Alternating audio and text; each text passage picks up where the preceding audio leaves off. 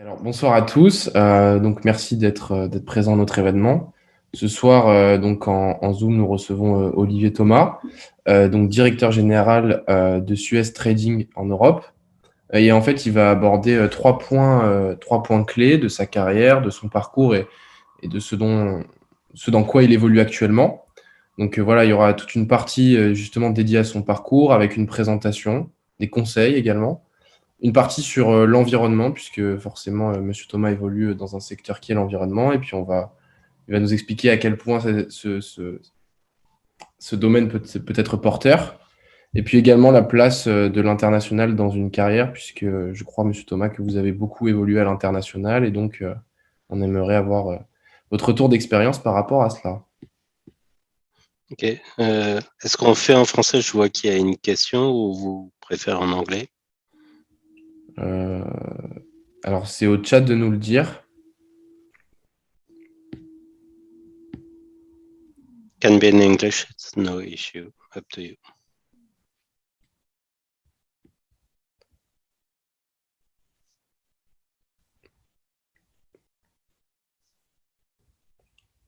Bon, je pense qu'on peut commencer en français. En français, sinon on corrigera.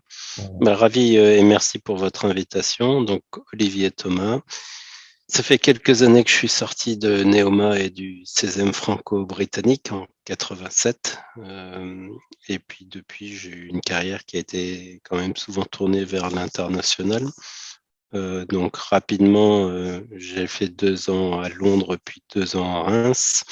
On en reparlera parce que ça a été quand même la première partie qui a aidé à forger aussi mon envie. Donc comme vous l'avez compris, j'avais déjà cette envie de partir vers l'international, mais elle s'est renforcée au fur et à mesure. Rapidement après, je suis parti en coopération. Je devais partir en Asie du Sud-Est, en Chine, pour l'aérospatiale, et je me suis retrouvé en Algérie chez SKF. Donc, c'était un petit peu surprenant, mais j'ai beaucoup appris, on y reviendra. Ensuite, on m'a demandé de rester en Algérie, donc dans une période qui était un peu trouble, parce que c'était 88 jusqu'en 90. Je suis resté une année supplémentaire et le deal qui avait été donné, c'était de repartir après sur l'international dans un autre pays, sachant qu'on était en plein montée islamiste et surtout guerre civile, parce que c'était une guerre civile à l'origine. Et donc, je suis resté une année supplémentaire en tant que responsable du bureau de liaison. Et après, on m'a proposé de repartir soit en Asie, au siège de SKF en Asie, soit à Chicago, soit au siège social qui était à Göteborg en Suède. Donc là, j'ai eu plutôt un choix de raison qu'un choix de cœur. J'aurais choisi, si j'avais écouté mon cœur, plutôt l'Asie, et je suis parti en Suède. Alors c'était plutôt intéressant parce que c'était une vraie société multinationale et non pas une société suédoise internationale comme on en a souvent en France. Donc par exemple sur le top 50 des patrons qui se retrouvaient dans cette tour, 3 étaient suédois et tous les autres étaient de nationalités différentes. J'ai eu 2 chefs là-bas, un était binational danois et chilien et l'autre était écossais.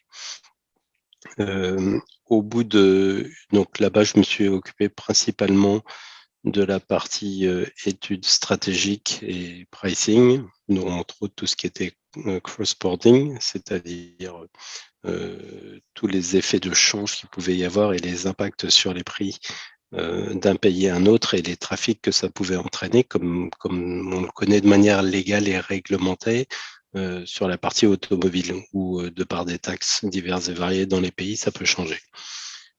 Après 7 années et demie, on m'a proposé de rentrer dans quelque chose qui était avec un peu plus de management et qui était plus du développement, plus du marketing, sachant que au CESEM, j'avais fait finance internationale, marketing et également finance compta, parce que je considérais qu'il fallait un petit peu avoir et de la vente, mais les bases pour savoir lire correctement un compte de résultat et un bilan.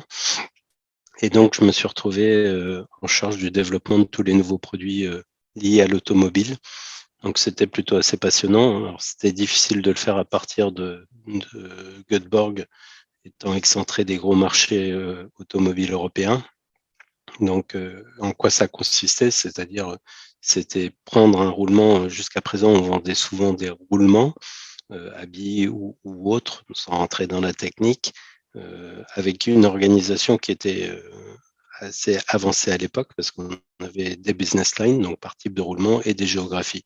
Des choses qu'on retrouve très fortement maintenant et qui ont été remis au goût du service, surtout dans les sociétés de services. Globalement, ça voulait dire qu'on cherchait des produits où dedans il y avait une certaine valeur ajoutée sur le roulement et autre chose que du roulement. Donc c'était par exemple des pompes à eau, des croisillons de cardan, des kits ABS ou autres. Et donc là, il fallait développer toute la partie produit. Donc on rentrait exactement dans tout ce qui était études de marché et puis ensuite promotion, vente et ainsi de suite. Donc tout ça a été très passionnant jusqu'au moment où la société s'est retrouvée en difficulté financière, ou en tous les cas les résultats étaient moins au niveau de ce qui était attendu et chez les Suédois. Donc c'est un premier aspect qu'on retrouve en termes de management. Il faut toujours un consensus et qui soit total. Donc il peut y avoir des discussions pendant des semaines, des mois, mais à partir du moment où la décision est prise, là on a une exécution anglo-saxonne, c'est-à-dire que du jour au lendemain, on a le déroulement ou le déroulé de la décision. Donc, je suis arrivé et au bout de quelques mois en Belgique, on m'a dit que la division à laquelle j'appartenais allait être fermée et donc tous les expatriés se retrouvaient rapatriés. Donc, je me suis retrouvé en France pour faire le même travail, mais dépendant non plus du numéro 6 mondial, mais du numéro X en France. Donc, au début, pas trop de soucis. Et puis, au bout d'un certain temps, la personne m'a rapidement fait comprendre que c'était bien de travailler pour l'Europe, payé par la France, mais que ça serait mieux si je travaillais pour la France, payé par la France. Au même moment, donc là, on parle en 91, on est venu me chercher. Donc, il y avait l'occasion, de par ses profils internationaux et d'expat, d'être contacté pas mal par les chasseurs de tête. Donc, ensuite, j'ai Ron Poulin qui est venu me chercher. Qui me proposait là de rentrer dans le textile, donc un métier totalement différent. Et dans ce métier totalement différent, l'intérêt était de gérer une zone export, donc qui allait de l'Autriche jusqu'à la Finlande, principalement sur des textiles techniques, donc avec des traitements particuliers pour des explications particulières. Donc je suis parti, ça m'a permis de me remettre à niveau en allemand. Venant de l'Est, je l'avais appris à l'école, mais j'étais plutôt anglophone que germanophone. Et donc, rapidement, j'ai dû sauter dans le bain.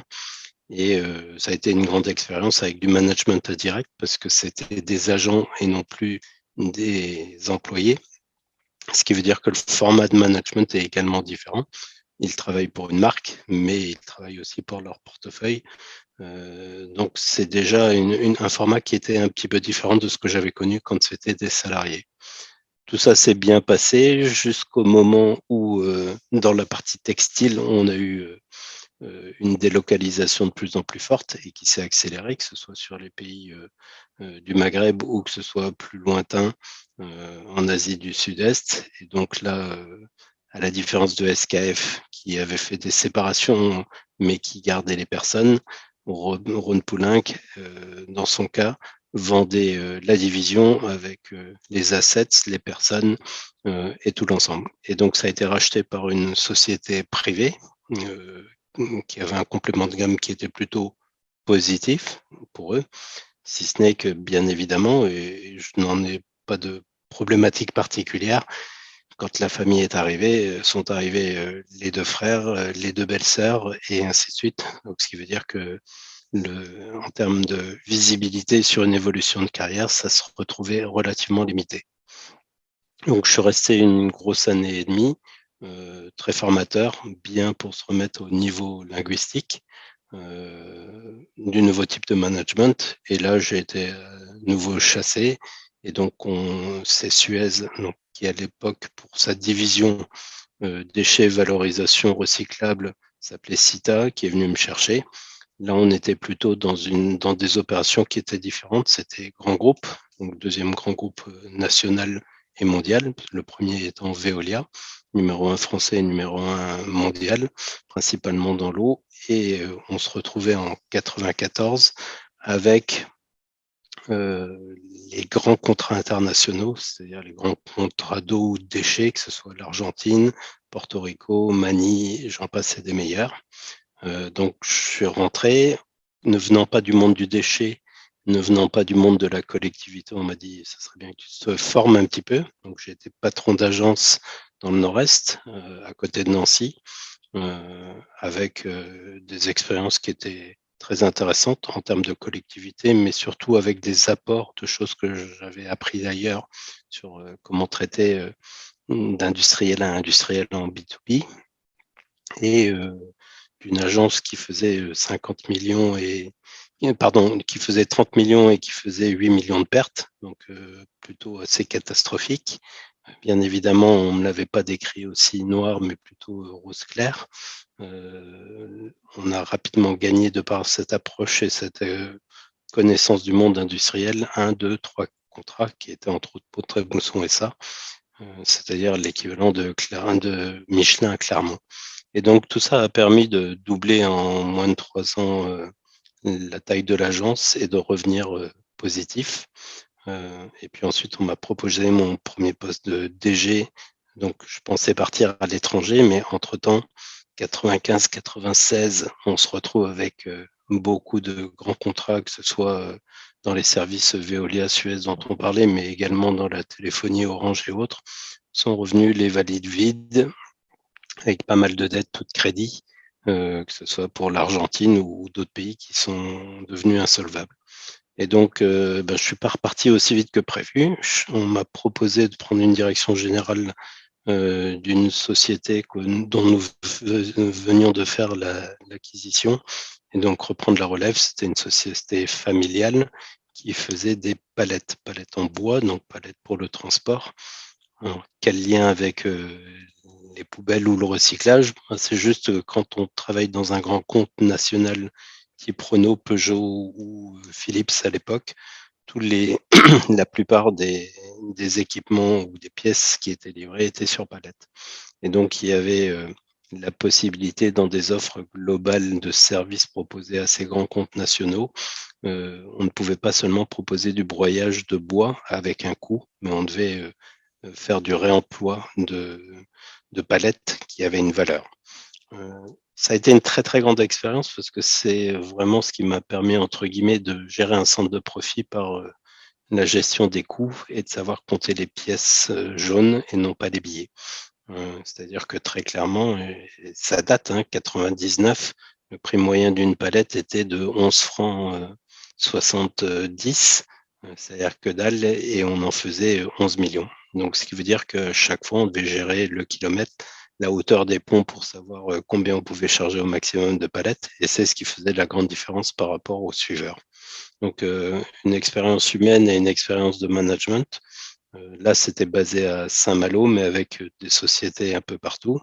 Une transformation d'une PME familiale qui avait toujours géré des représentants du personnel à moins de 50 pour éviter des CE et autres. Et donc, tout ça rentrait et harmonieusement, sans avoir trop de pertes, dans un groupe qui faisait déjà quelques dizaines de milliers de personnes.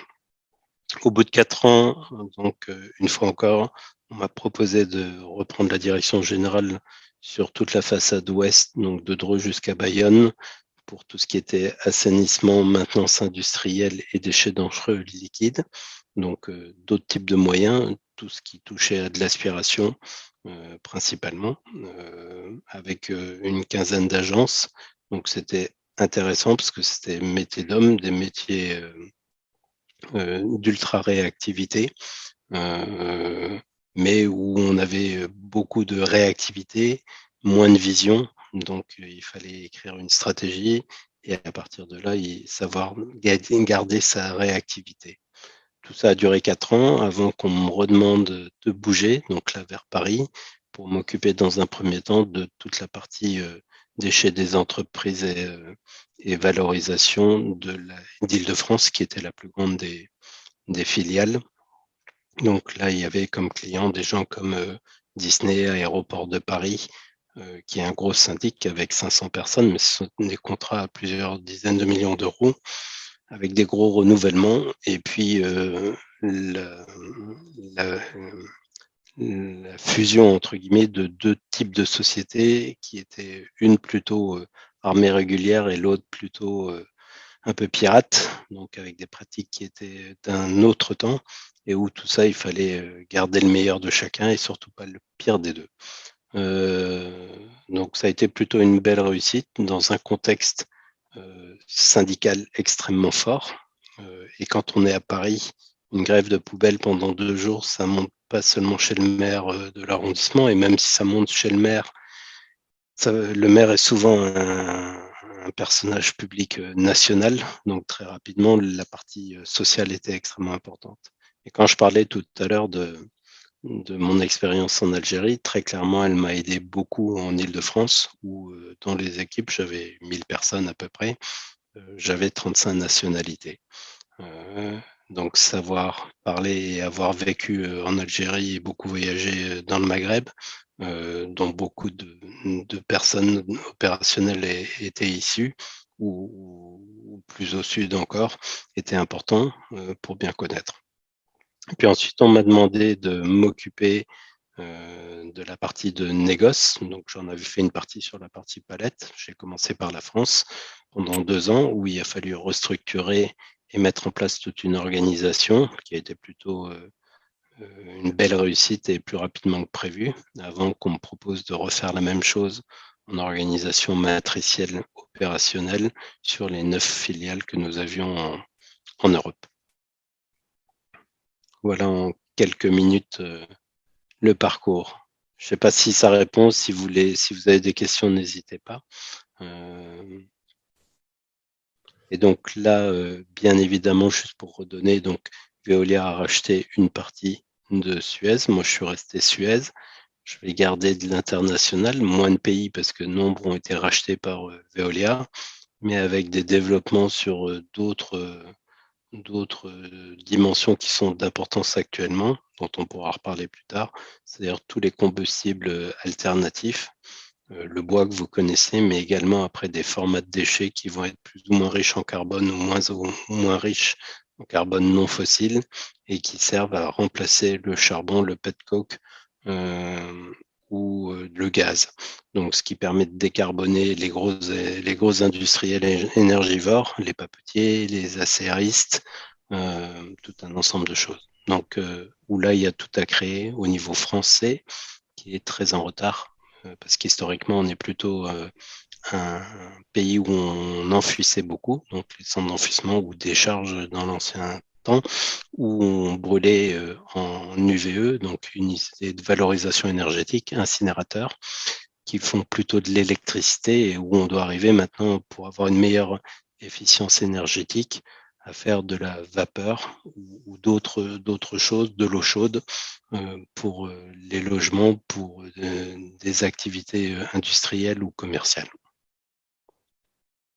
D'accord. Merci beaucoup, monsieur Thomas, pour ce retour d'expérience. Justement, en termes de parcours, voilà, aujourd'hui, directeur général d'une entreprise, comme Suez, c'est quelque chose de très grand. Pour nous, c'est vraiment juste énorme. Le chemin paraît très, très long pour arriver à ce niveau-là. Et justement, en fait, quels seraient les conseils, que vous donneriez aux étudiants présents ou aux futurs étudiants qui regarderont cette vidéo, pour justement en arriver là, pour, réussir leur carrière comme ils l'entendent le faire et puis, arriver à se fixer les bons objectifs au bon moment, et cetera? Alors, quel conseil je ne détiens pas la vérité, chacun fait son parcours. Donc j'ai fait des erreurs, on y reviendra, j'ai fait des choses bien. Je pense que ce qui m'a toujours drivé, c'était la passion. Donc j'aime, et quand j'aime, je donne à fond. Ça, c'est un des premiers sujets. Le deuxième, c'est que dans le management, et le management me l'a bien rendu, c'est que si on n'est pas proche de ses hommes et de ses troupes, et si on ne sait pas dire déjà bonjour, et si on ne considère pas son chauffeur autant, ou son assistante, ou l'assistante autant que son PDG ou son actionnaire, on a un problème. ce sont nos premiers ambassadeurs, c'est-à-dire qu'une proximité. Quand j'ai commencé en Lorraine, je vous disais que l'activité n'était pas terrible, je vous en ai donné qu'un petit morceau. La réalité, c'est que en 2 ans, il y avait eu 5 patrons d'agence, il y avait eu 4 responsables d'exploitation. Et la première fois où je suis arrivé dans la cour, les 3 délégués syndicaux de 3 organisations différentes m'ont juste dit, je tends la main pour dire bonjour. Et eux me disent, je sais pas si ça sert à quoi que ce soit de se dire bonjour, parce que soit vous ferez ce qu'on vous demande, soit vous ferez pas, on fera une grève et vous serez que le 6e. Donc, ce qui mettait quand même relativement bien dans le bain. Donc, je dirais que c'est le genre de choses où moi, là, ça crée plutôt l'envie de réussir et c'est plutôt le défi. Et ce qui s'est passé, c'est que j'ai eu 2 jobs pendant 6 mois où pendant les 6 premiers mois, je faisais toutes les collectes qui commençaient à 3h ou 4h du matin. Donc, je vous fais pas, je vous fais deviner rapidement combien d'heures de sommeil et pour avoir une proximité, pour comprendre, pour écouter. Et puis l'après-midi, eh ben, j'apprenais mon autre boulot avec les offres commerciales et tout ce qui allait avec, et le management. Par contre, ça a créé un lien qui après a été indéfectible et où 25 ans plus tard, les délégués syndicaux qui étaient très jeunes pour certains, d'autres sont partis à la retraite, ont toujours une reconnaissance et on garde un nom. Et voilà, donc c'est juste que cette proximité, par contre, il faut savoir, et ça je l'ai aussi appris en Algérie, très clairement, il faut savoir être juste, ça c'est le plus important, mais il faut savoir dire oui, dire non, mais il faut toujours savoir apporter une réponse. Sans réponse, c'est ce qu'il y a de pire. Et on a le droit de dire non, c'est pas une faiblesse que de dire non. Ok, merci beaucoup pour ces conseils. Vous travaillez, justement, vous parliez des regrets. Quels sont les regrets que vous avez eus dans votre carrière, au cours de votre carrière? Qu'est-ce que vous regrettez? C'est toujours un peu la passion. Je dirais que quand j'ai quitté SKF, j'étais impatient, j'avais eu une belle progression. La progression s'était bien faite et puis malheureusement, à cause de résultats économiques, j'ai été rapatrié. J'avoue qu'être à Besançon, à côté de la Défense, n'était pas un rêve pour moi. Et au lieu de savoir attendre, alors que mon patron, le numéro 6, qui est devenu depuis, maintenant il est à la retraite, mais est devenu le PDG du groupe, m'avait dit attends un peu et tu repartiras.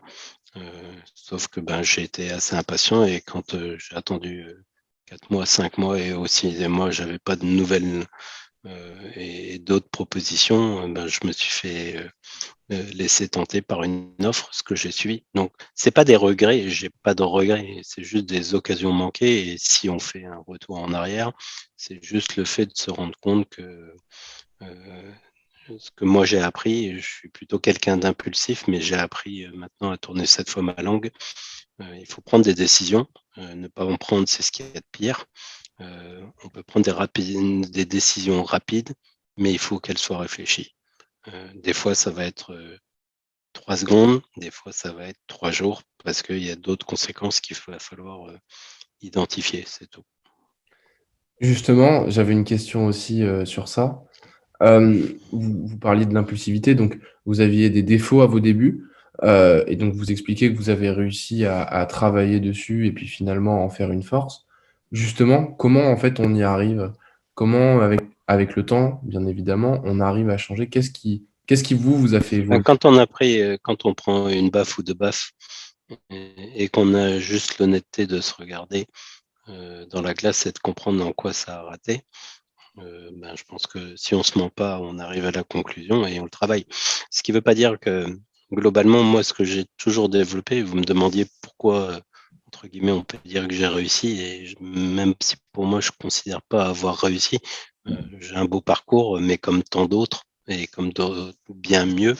La grande différence, elle est où? C'est que moi, j'ai toujours créé et cultivé la différence. C'est-à-dire que quand je suis rentré chez SKF, je venais d'une école de commerce. Vous imaginez que dans une boîte comme SKF, on n'avait que des ingénieurs, des gazards, des centraliens et autres. Quand je suis rentré chez Suez, comment ça s'appelle, dans le textile, c'était la même chose. C'était beaucoup de gens qui venaient du monde industriel. Et puis quand je suis rentré chez Suez, c'était beaucoup de gens qui venaient du monde de la collectivité, donc qui On était encore à l'époque des restos, des matchs de foot, machin, et ainsi de suite. Et donc, j'ai toujours apporté quelque chose qui a fait une différence. Et c'est clair que quand on a gagné Pont-à-Mousson, comme je vous en parlais tout à l'heure, c'est parce que c'est la première fois qu'il y avait une approche d'industriel à industriel.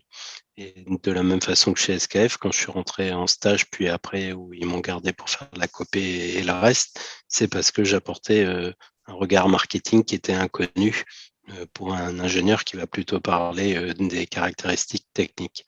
Donc à chaque fois, j'ai créé cette différence. De la même façon, après, dans mes progressions chez Suez, je suis rentré dans la palette parce que quand j'étais chez Pont-à-Mousson, il y avait beaucoup de bois et que j'y ai vu une possibilité d'assembler différemment. Donc toujours créer. Est-ce que j'étais le mieux capé entre des polytechniciens, des énarques, des centraliens, des normales sup et autres, comme on en a dans tous les grands groupes nationaux et français? Non. Par contre, j'ai toujours eu un assemblage qui était différent de ce qu'on avait. Donc, je ne jouais dans une compétition où j'avais pas de concurrent entre guillemets direct. Et c'est ça qui a fait une grande différence. À partir du moment où c'est reconnu. La seule chose, c'est qu'il faut toujours livrer. Et moi, c'était quand même un de mes grands principes. Je livrais, après je demandais. Et non pas je demandais, je livrais après hypothétiquement. Par contre, il ne faut pas être hors jeu, c'est-à-dire hors cadre, parce que si on devient vraiment un électron libre, après on sort du système. Donc c'est comment on joue toujours comme dans un match de foot, comme dans plein de sports, à toujours être sur la limite. Mais il faut qu'on connaisse les règles. Il y a des jeux où on a le droit d'avoir un cheveu sur la ligne et on n'est pas hors jeu, où on n'est pas. Et puis il y en a d'autres où on n'a pas le droit d'être à moins de 5 centimètres. Donc il ne faut pas prendre ni être hors jeu, ni prendre pas assez de risques, c'est-à-dire être 5 mètres avant la ligne de sortie. Ok. Vous êtes directeur général d'une entreprise, ça demande un certain sens du leadership et du management. Comment, en sortant d'une école de commerce, on arrive à développer ces sens-là, en fait, rapidement? Ce serait quoi Je le pense conseil pour directeur? revenir, je pense réellement que pour revenir, euh, on peut apprendre, on peut améliorer son leadership, ça, il n'y a pas de débat, comme on peut apprendre à mieux s'exprimer en public. Néanmoins, on a une aptitude où on ne l'a pas. Si on n'aime pas les hommes, c'est un peu compliqué. Donc, j'entends souvent et j'ai rencontré plein de gens qui rêvaient d'être. J'ai vu plein de financiers de sortie d'école de commerce où le Graal, et c'est une réalité dans nombre d'entreprises françaises, les galons sont par rapport au nombre de personnes qu'on gère. Mais c'est pas parce qu'on est un super directeur financier qu'on devient un super manager. Et inversement, c'est pas parce qu'on est un super financier qu'on ne devient pas un super manager. Mais ça veut dire que si on n'a pas un amour des hommes, c'est-à-dire une proximité avec eux et quelques quelques valeurs de base comme l'honnêteté, comme la rigueur et ainsi de suite, et surtout l'exemplarité, c'est clair que ça limite. Mais je dirais que c'est quelque chose qu'on a en soi. Chacun en a, alors ça va être telle valeur plutôt que telle autre. Il faut juste après la mettre en adéquation avec ce qu'on fait. Et il faut y croire. Si on n'est pas vrai, si on ment, ça se voit très clairement. Et si entre les paroles et les actes, il y a un décalage, il y a un vrai problème. Les gens peuvent comprendre qu'on leur dise non et qu'on leur explique. Dire oui, oui, mais ne faire jamais rien, c'est ce qui tue. C'est ce qui tue la motivation, c'est ce qui tue plein de choses. Et juste pour faire sourire un petit peu, moi j'avais un patron, mon premier grand patron, PDG, m'a dit deux choses. La première des choses, pour revenir par rapport à ce que vous disiez tout à l'heure, c'est qu'un, il faut savoir prendre des décisions et qu'à la fin, il faut que le nombre de décisions positives soit quand même supérieur au nombre de décisions positives. Mais le pire, c'est de ne pas prendre de décision. Et la deuxième chose, celle-là, vous y réfléchirez même dans 30 ans et vous verrez qu'elle est pleine de bon sens. C'est que pour bien manager des personnes, ça se compose de trois parties. Un tiers de rêve, un tiers de salaire, un tiers de reconnaissance. Et si on n'a pas deux tiers envers ses employés, il y a un problème. Quand vous dites un tiers de rêve, ça signifie quoi, en fait? Mais qu'il faut faire rêver les personnes. Donc il faut les emmener, il faut les embarquer. Ok. Un tiers de reconnaissance. Donc c'est pas savoir seulement dire, c'est pas seulement savoir noter les trains qui sont en retard ou les choses qui sont mal faites, mais c'est savoir dire c'est top, tu as fait du bon boulot. Et un tiers de salaire, c'est-à-dire que si on est que nourri d'amour et d'eau fraîche, ça suffit pas non plus à un moment. Et vous verrez, et on en reparlera, quel que soit le métier, que l'adage se répète et se vérifie à chaque jour. Alors, j'ai deux autres questions à vous poser en termes de parcours, et puis après, on passera sur l'environnement et l'international. Voilà, sur votre LinkedIn, j'ai pu voir que vous aviez évolué pendant 28 ans chez Suez. Pourquoi rester aussi longtemps dans une entreprise? Parce que, voilà, cette question, elle peut paraître assez banale, mais aujourd'hui, on nous explique on va être souvent amené à changer de secteur, à changer d'entreprise. Quel a été votre intérêt, vous, à rester au sein de chez Suez, en fait? Alors, je vais commencer dans l'autre sens, c'est-à-dire que si vous regardez le début du parcours, c'était plutôt le contraire où j'avais plutôt une faible stabilité parce que j'avais pas trouvé ma place ou parce que je trouvais que c'était à l'étroit ou pour des raisons économiques comme j'ai expliqué. Et chez Suez, j'ai trouvé quelque chose où je n'avais pas de répétition et le métier était en perpétuelle évolution. Et tous les postes que je vous ai donnés, vous voyez que globalement, à part un nom commun qui s'appelle Suez, à part avoir des clients et qui ne sont pas tous communs, chaque expérience a été totalement différente. Donc, c'est comme on le dit souvent chez Suez, avec des côtés qui doivent être améliorés, qui ne sont pas encore au top. C'est que c'était une société avec une très forte autonomie. C'était comme les États d'Amérique, donc chacun avait son autonomie, mais ses comptes à rendre. Par contre, il manquait juste un District of Columbia, donc il n'y avait pas le côté fédéral. Ce qui veut dire qu'à un moment, il y a besoin de mettre aussi en place un tout petit peu de centralisation.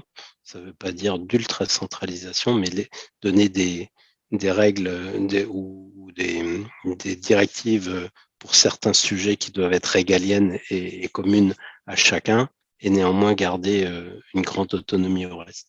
Et dans toutes les sociétés, qui étaient toutes des entités juridiques différentes, j'ai eu cette chance-là. Et donc, sur les 28 ans, et les 6 ou 7 postes que j'ai eus, il n'y en a pas un qui est comparable.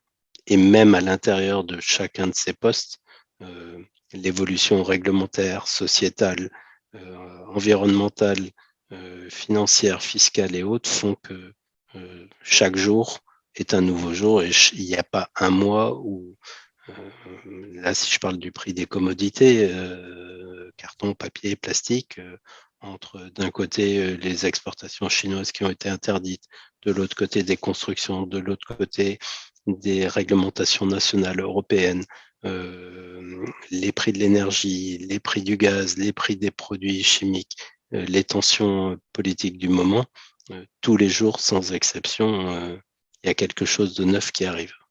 Ouais, ça faisait suite du coup à. J'ai vu qu'il y a une question de Mathilde dans le chat, mais juste, je voulais vous en poser une petite juste avant parce qu'elle fait suite à sur quoi vous terminez. Justement, comment on arrive encore à avoir des objectifs quand on est directeur général? Qu'est-ce qui nous drive? Qu'est-ce qui nous donne envie de continuer? Et est-ce qu'on arrive encore à rêver en fait quand on est directeur général? Ou on a l'impression d'avoir terminé la route, quoi? Ah non, non, parce que sinon, ce serait catastrophique pour moi. Ah non, pour moi, c'est juste, j'ai autant de passion qu'en 88 quand j'ai commencé. En aucun cas. Je dirais, il y a une chose qui est complémentaire maintenant. Je reviendrai sur votre question. C'est juste que maintenant, il y a un truc nouveau que j'ai découvert l'année dernière, qui est la transmission. Donc maintenant, je donne des cours à Ouais. Sciences Po parce qu'on est venu me chercher, mais quand je suis là ce soir, c'est l'envie de partager. Je détiens pas une vérité, donc je suis un élément parmi d'autres, mais si quelques-uns ont envie ou ça fait rêver d'autres, sachant que je suis pas là pour vous vendre quoi que ce soit, tant mieux. C'est que ça aurait été une réussite par rapport à ça, très clairement. Et est-ce que tous les matins, j'irai le jour où où j'aurai plus de plaisir à me lever le matin, je changerai de boulot. Très clairement, c'est comme ça que je me suis toujours positionné. Si ça devient une douleur, quand je vois le nombre d'heures que je fais, c'est que je suis plus à ma place. Donc si je suis plus à ma place, c'est que je suis plus bon ni pour ma boutique, c'est que je suis pas bon non plus parce que quand on n'est pas épanoui dans sa boutique, vu le nombre d'heures qu'on fait, c'est qu'on n'est pas très épanoui en famille non plus. Donc, c'est juste une mauvaise spirale qui commence. Donc, il faut juste toujours avoir assez de recul et avoir l'honnêteté de la situation. Ça ne veut pas dire pour autant qu'à la moindre difficulté, il n'y ait pas d'abnégation et qu'on se retrouve à dire oh, ça va pas, je me casse et je vais faire autre chose. Ça, je l'ai rencontré aussi beaucoup. Ok. Alors, du coup, là, il y a deux questions là qui. D'accord. Alors, je les vois pas très bien parce qu'elles sont coupées. Si vous pouvez Je vais les lire, je vais les lire. Mathilde qui dit j'avais une question concernant la formation que vous avez suivie lorsque vous avez commencé dans les déchets. Quel genre de formation avez-vous suivi? S'agissait-il d'une formation complémentaire ou bien une formation en continu proposée par l'entreprise? Alors, dans tous les cas, à cette époque-là, je dirais que j'ai eu peu de formation technique. Ça a été toujours on te lance dans la piscine et tu nages ton mieux, tu nages pas, il y en aura un autre qui nagera. Donc, il faut s'accrocher. Et puis après, j'ai eu des compléments et plus on monte, plus après, on a d'autres formations qui vont être. Donc, j'ai eu la chance de faire l'INSEAD après ou d'autres compléments. Mais au démarrage, non.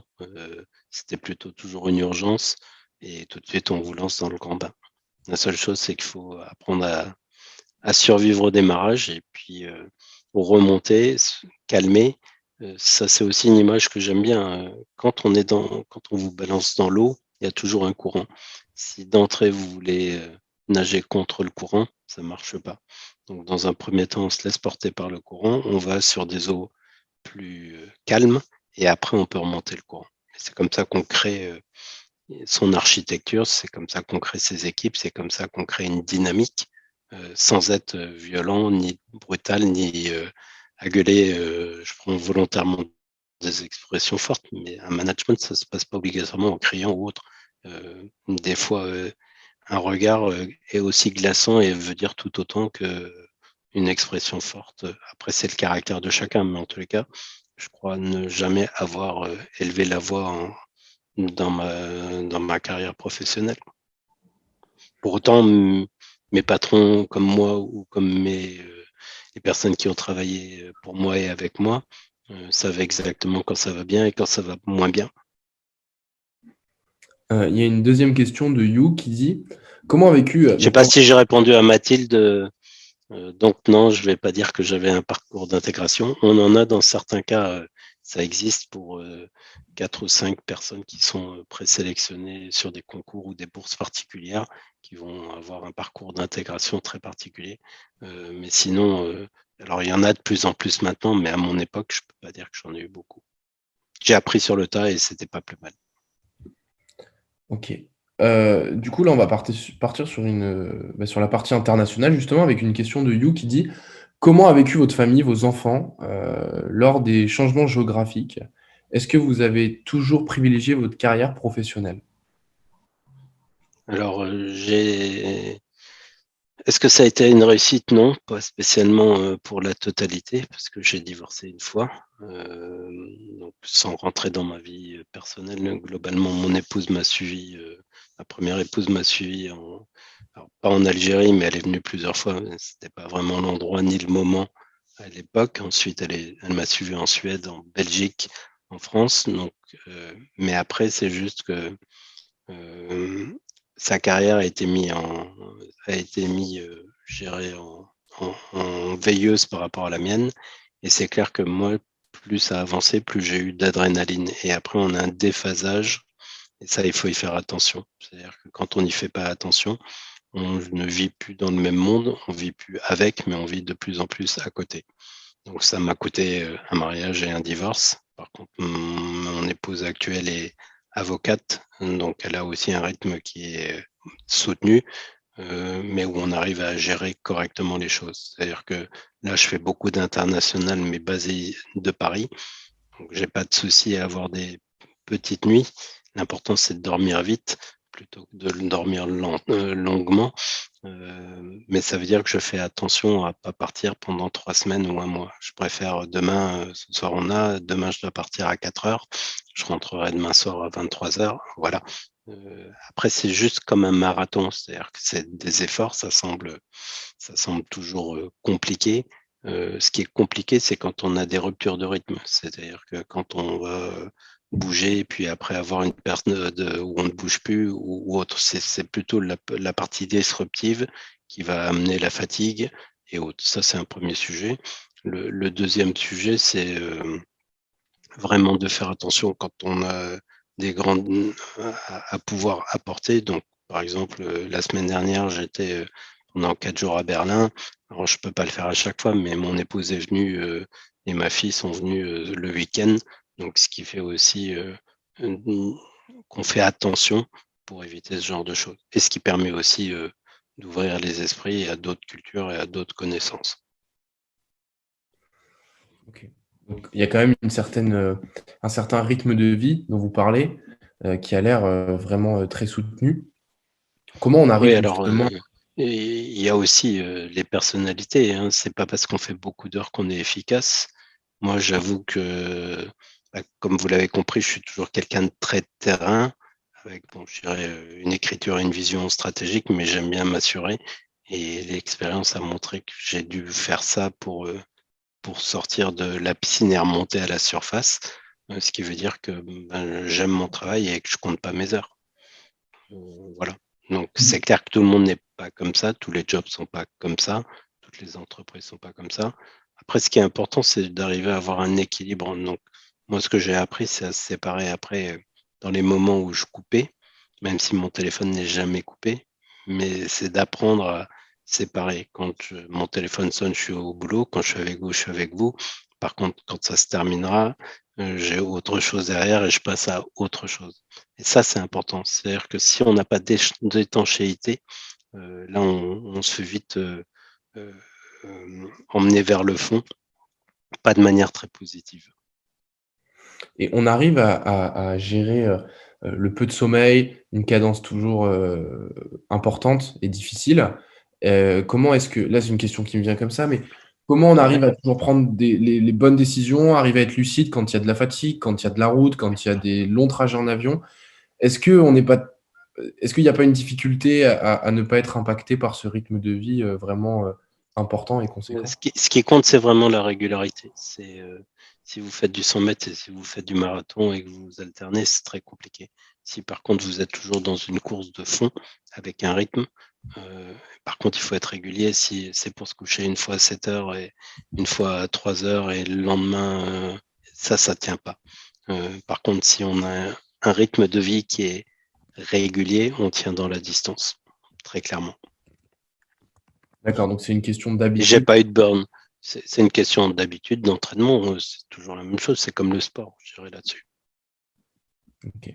Et vous arrivez malgré tout à conserver des week-ends, à conserver des temps pendant lesquels Ah oui, vous oui, n'êtes... tout à fait. Ok. Alors, j'ai toujours mon portable, j'ai toujours une connerie, mais j'arrive à les gérer. Et puis les gens, au bout d'un certain temps, c'est aussi comment on gère ces outils et comment on gère ces personnes. Si les personnes sentent que vous êtes un chef despotique et qui veut tout savoir, très clairement, ça n'apporte rien. Si vous êtes un chef, donc là, on se fait vite polluer. Si on est un chef qui prend tous les singes et tous les problèmes des autres, c'est pas terrible non plus. Donc, c'est ce qu'on apprend au fur et à mesure. Et là, je dirais que c'est de l'empirisme, mais c'est au fur et à mesure des années où on apprend à savoir dire ça je prends pas. Et arrête de mettre en copie avec toute la planète pour un truc qui est ton problème. Quand je suis pas dispo, tu sais le gérer, donc pourquoi tu le gérerais pas quand je suis là aussi? Mais ça, Pour... c'est de l'éducation des gens et c'est de la discipline. Et on revient à une forme d'exemplarité. Par contre, ça ne veut pas dire qu'on va être au courant de rien ou qu'on est au courant de tout, mais qu'on ne fasse rien. Donc, c'est des dosages qui se créent au fur et à mesure, et c'est vraiment les alchimies qu'on va avoir avec les équipes. Et moi, un des principes que j'avais en management, c'est toujours le même, et je pourrais le redire maintenant, c'est je donne par défaut dès le démarrage ma confiance. On me trahit une fois, mais on ne me trahit pas deux fois. Je supporte pas qu'on me mente. C'est-à-dire que tout le monde fait des erreurs et c'est pas le souci. Par contre, on n'a pas le droit d'appeler les pompiers quand la baraque a déjà cramé. Ok. Ça sert pas à grand chose. Déminer, c'est beaucoup plus facile. Prévenir, c'est toujours mieux que guérir. Il y a toujours des adages, donc je suis très rien entre guillemets là-dessus, mais la réalité, et dans tous les pays, ça a été pareil. Après, les formats, dans la manière dont on l'exprime, peuvent être différents, mais sinon, les gens comprennent relativement bien et facilement. J'ai une question aussi qui m'est venue après, quand vous avez parlé justement de votre vie privée. Comment on arrive à gérer les difficultés qu'on peut rencontrer dans sa vie privée et à rester, concentré sur une tâche, difficile, arriver finalement à rester de marbre quand on est au travail, quand derrière, eh bien, il y a des difficultés de la vie. Vous avez parlé par exemple d'un divorce, toutes ces choses-là. Comment on arrive à être performant dans son travail tout en ayant des difficultés derrière? C'est le principe d'arriver à faire la séparation des tâches, d'avoir 2 sacs à dos et de savoir laisser son sac devant la porte quand on rentre au bureau, le perso, et le pro quand on rentre à la maison. Par contre, je vais vous dire que j'ai jamais des périodes où ma tête est dans certains sujets professionnels à la maison. Non, ce serait faux. Mais par contre, j'ai appris de mieux en mieux à gérer la séparation. C'est La le temps. séparation entre ce qui est professionnel et ce qui est pro. Et savoir, plutôt que de la quantité, savoir apporter de la qualité. Dire que j'ai une disponibilité et que je sais prendre 8 semaines de congé, non, je sais pas faire. OK. Parce que justement, qu'est-ce qui vous a permis avec le temps de séparer, heu, la partie du cerveau qui est vie privée, puis l'autre partie qui est, vie professionnelle? Comment justement avec est-ce que c'est juste une question de temps, de maturité qu'on arrive à développer ces choses-là? Ça, c'est certain. Et puis, je pense que c'est 2-3 claques à gauche et à droite. Un divorce, c'est pas vraiment ce que je souhaitais, c'est pas vraiment ce que j'attendais. Et puis, c'est savoir faire des flashbacks et savoir regarder en toute honnêteté et savoir voir ce qui a déconné. Et pas dire que c'est l'autre personne qui a pas accéléré. Si c'est vous qui avez accéléré et que vous lui avez mis un boulet pour pas accélérer de la même façon, on peut pas se considérer comme étant champion du monde. Vous voyez ce que je veux dire? Si Mmh. on joue pas dans les mêmes et on court pas dans les mêmes distances, voilà. Donc il faut savoir y faire attention. Et puis très clairement, ça dépend aussi de la personne qui vit avec vous. Il y a des personnes qui vont absorber et qui ne montreront rien. Il y en a d'autres qui sauront tirer des sonnettes d'alarme. Et ma deuxième épouse a su tirer plus les sonnettes d'alarme et cadrer correctement la chose. À partir du moment où il y a toujours, on fait attention aux signaux faibles. C'est comme dans le business. Il y a des choses où le cataclysme est arrivé, mais c'est un peu tard. Et puis, il y a aussi, comme dans le business, des signaux faibles. Et les signaux faibles sont souvent indicateurs de ce qui va se produire après. Et c'est pas le hasard, c'est juste que on y a fait attention, on n'y a pas fait attention. Quand on regarde toujours l'histoire et les historiens, on voit toujours que sur nombre de choses, il y a eu toujours tout un ensemble de signaux faibles et que c'est toujours beaucoup plus facile de réécrire l'histoire a posteriori qu'a priori. Mais donc, savoir y faire attention et les écouter, c'est important. Et puis, pour revenir, il y a une chose qui est importante aussi. Il faut savoir écouter son corps. Le corps, c'est quand même juste quelque chose qui est extrêmement important. C'est qu'à un moment, quand on crame trop, quand on est en surmenage, on le sent. Sauf que certains veulent l'écouter, d'autres veulent pas l'écouter. Et c'est là où c'est clair que si on l'écoute pas, quand on s'écoute pas, on se retrouve rapidement avec des problématiques. C'est pour ça qu'on a des burn-out. C'est pour ça, je dis pas que c'est la raison unique et première, mais on se retrouve rapidement comme des grands sportifs qui vont exagérer et où à la fin, on ne sait plus faire la différence entre la douleur, le plaisir et ainsi de suite. Moi, ça, j'y suis jamais arrivé. C'est quelque chose où je fais attention dedans. C'est-à-dire que je vois quand je commence à avoir la barque qui est un peu trop lourde. Et là, j'ai un autre principe, c'est quand on commence à avoir trop de boulets autour du cou, on fait comme le chien. En tout cas, moi, c'est comme ça que je fonctionne, c'est qu'on s'ébroue et on les retire.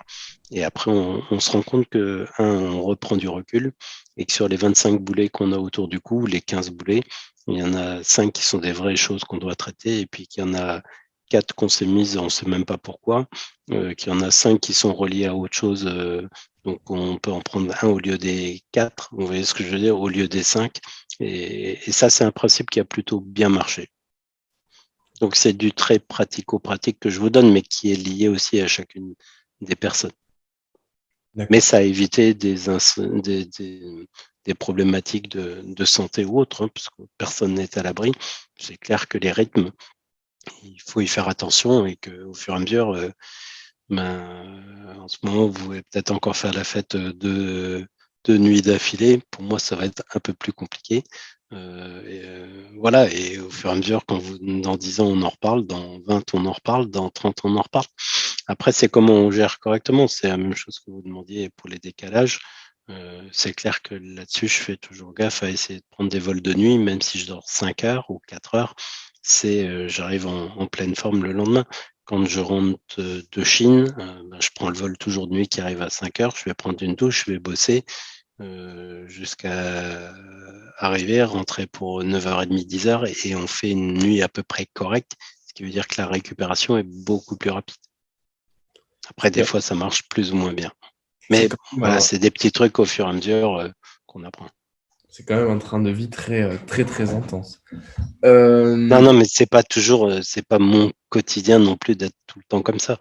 En ce moment, ça fait 2 ans avec Covid et autres où les grands voyages transcontinentaux, ils ont été quand même plus limités.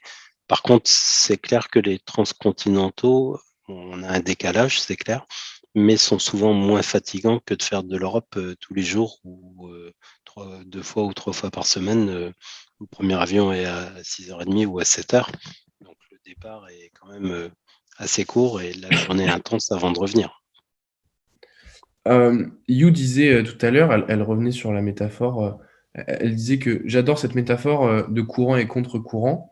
Vous avez dit l'étanchéité. Comment y arrivez-vous concrètement? Est-ce que ça a été difficile pour vous? Oui, je pense que ça a été difficile et je pense que mes épreuves de vie, comme le divorce ou autre, m'ont forgé. C'est-à-dire que globalement, on se prend une claque je dirais que là, je n'ai pas suivi et j'ai pas voulu écouter, j'ai pas voulu voir ni les signaux faibles, ni les signaux qui commençaient à clignoter.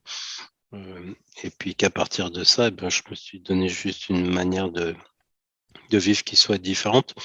Et après, on renforce au fur et à mesure ces choses. Donc, c'est comme je disais tout à l'heure, on développe plus encore ces différences positives et là où on est meilleur pour être encore meilleur. Et on essaye de compenser tant bien que mal au mieux de façon plus ou moins facile là où on est plus faible. Et là, j'avais une faiblesse que j'ai reconstruite après. Et avec des sens qui sont importants, c'est-à-dire la famille, même si j'ai divorcé, ma relation avec mes enfants ou mon ex-épouse sont bonnes. Voilà, il y a juste un moment, une problématique de désalignement de planète et où on vivait à côté. Après, ça se gère, mais là, c'est une histoire, chaque personne ou chaque personnalité peut être différente. Mais c'est pas quelque chose, c'est quelque chose que j'ai appris au fur et à mesure. Et c'est clair qu'en écoutant son corps, comme je le disais, je suis pas sophrologue ni tout ça, hein, je suis pas un grand spécialiste. Je dirais que le lâcher prise, c'est pas trop mon truc. Donc juste ne vous méprenez pas sur mes mots, mais ça veut seulement dire que ce qui est important, c'est quand on écoute son corps, ça dit aussi quand il faut calmer la mécanique et on peut pas être toujours en surchauffe. Très intéressant ce que vous dites. Est-ce qu'on pourrait peut-être partir sur la partie justement internationale? Moi, j'avais une petite question à vous poser, je vais juste la retrouver. Oui, en termes justement à l'international, est-ce que vous avez, comment dire? Est-ce que quand on travaille à l'international, on doit s'adapter au type de personnalité avec lesquelles on travaille plus qu'au niveau national, étant donné qu'il y a des cultures différentes? Est-ce qu'on est un peu obligé de se transformer, de s'adapter? Ou alors, justement, c'est quand on est direct? On se transforme pas, parce que se perdre soi-même, c'est déjà signe. Il y a peu de chances qu'il y ait une quelconque réussite. Par contre, s'adapter, oui, bien évidemment. Savoir se renseigner avant de comment ça fonctionne, c'est toujours bien. Donc, un peu de découverte et de savoir comment ça fonctionne, c'est toujours une bonne chose. Je dirais qu'en plus, maintenant, tout le monde voyage, tout le monde, il y a internet, il y a machin et ainsi de suite, donc on n'est quand même plus, comme avant où on découvre au fur et à mesure. Ça, c'est un aspect. La deuxième chose, c'est que quand j'ai été expatrié, j'ai vu des «nouveaux colons» entre guillemets, des gens qui étaient, en Algérie, que ce soit en Algérie ou dans d'autres pays, des gens qui restaient dans un cercle totalement fermé, qui étaient franco-français, pire encore qu'en France. Ça, par contre, ça n'a jamais été, du tout ma manière de faire. Juste à titre d'exemple, j'ai eu 2 stages au 16e qui ont été extraordinaires, mais bon, le premier c'était, chercher un stage et je rêvais de travailler à la bourse, mais j'ai envoyé plein de CV sans résultat, donc ça, c'était à Londres en 86, ça n'a pas été extraordinaire. Donc après, j'ai imprimé, 200 CV et j'ai fait tout la City jusqu'au moment où j'ai tapé à une porte, même pas. C'était dans Plantation House et où, là, très clairement, j'ai regardé, il y avait des écrans partout, ça faisait, comme dans les films et puis il y a quelqu'un qui est venu me voir qui était américaine qui m'a dit: «Qu'est-ce que tu veux?» J'ai sorti mon truc et j'ai commencé, pendant sur les 6 mois de stage, j'en ai eu 1 mois et demi, au back office donc c'était déjà bien d'être là, mais c'était pas ce à quoi c'est comme être remplaçant, sur le truc et puis le hasard des vies, fait que, il y a un des traders qui a été ou un des brokers, parce que c'est du brokerage, qui est tombé malade et on m'a proposé d'entrer. Et ensuite, de fil en aiguille, on m'a proposé de rester, de faire les ouvertures à Paris, mais j'avais pas fini mes études, donc j'ai pas pris. Ça, c'était le premier. Et puis le deuxième, j'ai travaillé pour UTA, qui était une compagnie aérienne qui a été rachetée par Air France, qui faisait l'Afrique principalement et la route des Amériques par les Indes. J'ai pas été payé, c'est un super stage. Et à la fin, ils m'ont filé un tour du monde gratos en première classe. J'ai découvert l'Asie avec un sac à dos, un guide du retard, mais en étant en première classe. Donc c'est ce qui fait aussi et des rencontres. Donc c'est toujours des rencontres. Et si on n'a pas une écoute, il n'y a pas de réussite. Par contre, une écoute veut pas dire une soumission, veut pas dire que ma connexion est instable, me dit-on. Donc j'espère que ça va couper. Mais globalement, faut pas perdre son âme et faut pas la vendre non plus. Par contre, est-ce qu'il y a des différences? Oui. Et celles dont on fait le moins souvent, auxquelles on fait le moins souvent attention, ce sont surtout au sein de l'Europe. On pense toujours que on connaît bien un Belge, on connaît bien un Allemand ou on l'imagine plus proche de nous qu'un Chinois ou qu'un Russe ou qu'une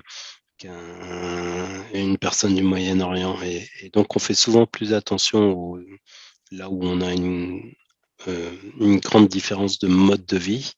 Et les plus grandes erreurs que j'ai vu commettre ont été principalement, sauf à être totalement à côté de la plaque, c'est être américain arrivant, se croyant en Amérique en Chine, là, ça marche pas.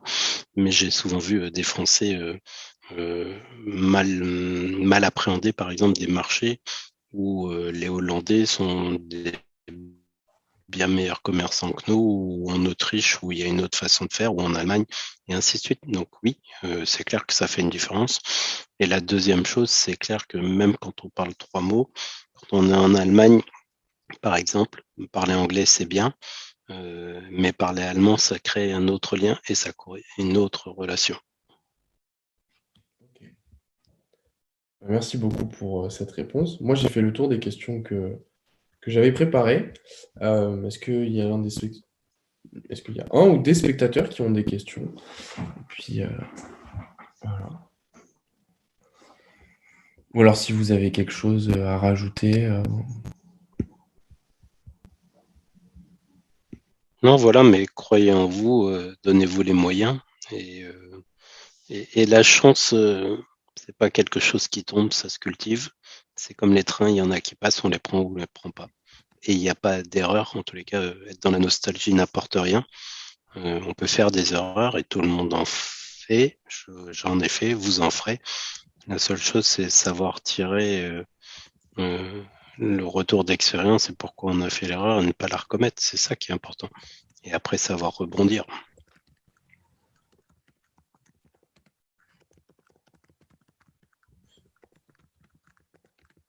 Donc oui, ça a été Neoma a été un beau catalyseur de quelque chose qui était déjà en moi, mais qui a permis d'apporter un engrais et qui s'est prolongé par la suite. Ok. Je ne sais pas si ça a coupé. Vous m'entendez? Oui, c'est bon. Vous m'entendez? Oui, je vous entends, mais l'image est décalée par rapport à la parole. Bien écoutez, je crois qu'il n'y a pas de questions du coup. Monsieur Thomas, du coup, je vous remercie. Et puis, je pense que voilà, tous les participants, You a dit tout à l'heure, Je vous en prie. merci et merci pour votre humour. C'est vrai que c'était très enrichissant. Et puis, toutes ces petites anecdotes, ces petites phrases, c'était très, très intéressant. Donc, cette vidéo, on la Merci publiera. à Et vous. puis, on vous remercie. Et puis, on vous souhaite bon courage pour la suite. Et voilà. À vous aussi, et plein de bonnes choses et de beaux parcours. Merci À beaucoup. très bientôt. Très bonne soirée, Monsieur Thomas. Au revoir. Merci encore. Merci et au revoir.